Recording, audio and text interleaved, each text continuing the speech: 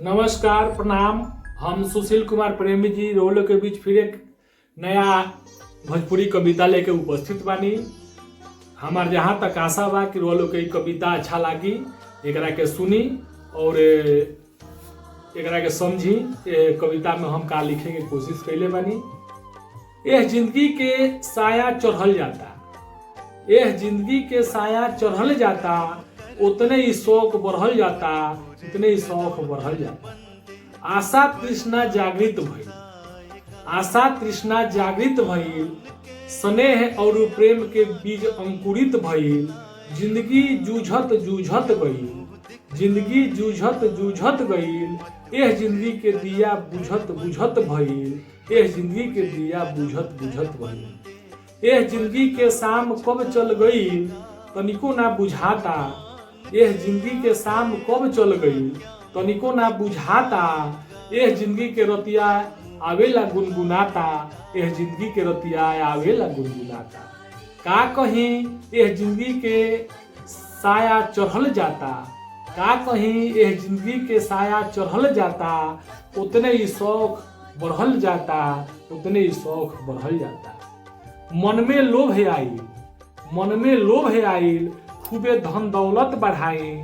ई झूठे संसार के लोभ में, ई झूठे संसार के लोभ में, अपने अंदर के काम क्रोध में, कबो समझ में ना आइल ई संसार।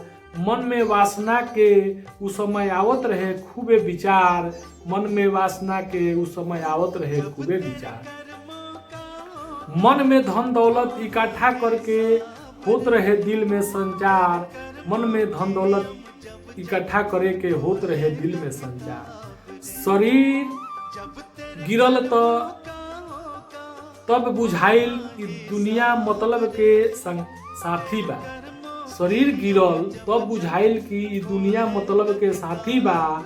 अब का केहू से आस लगईब, अब केहू ना केहू के संघाती बा, अब केहू ना केहू के संघाती बा। जैसन कर्म कईनी उहे तो साथे जाता, जैसन कर्म कईनी उहे तो साथे जाता। समय जब बीत गईल तो याद आवस अब विधाता, समय जब बीत गईल तो याद आवस अब विधाता।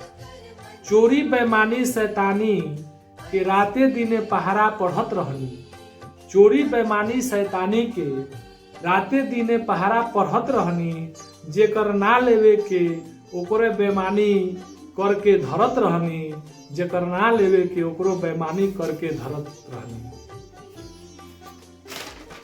समय बीत गैला पर अबगे तई बुझाता, समय बीत गैला पर अबगे तई बुझाता।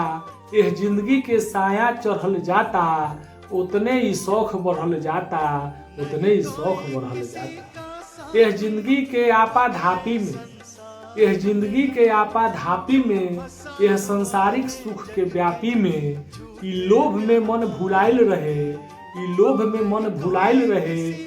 थोड़ा देर खातिर जवानी के मेला आइल रहे, अपना गुरूर में ई भुलाइल रहे, अपना गुरूर में ई भुलाइल रहे।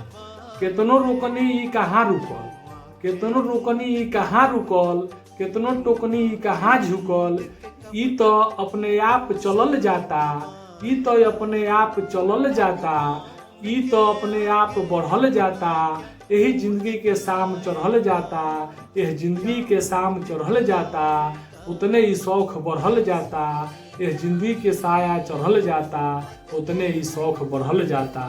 नमस्कार, प्रणाम।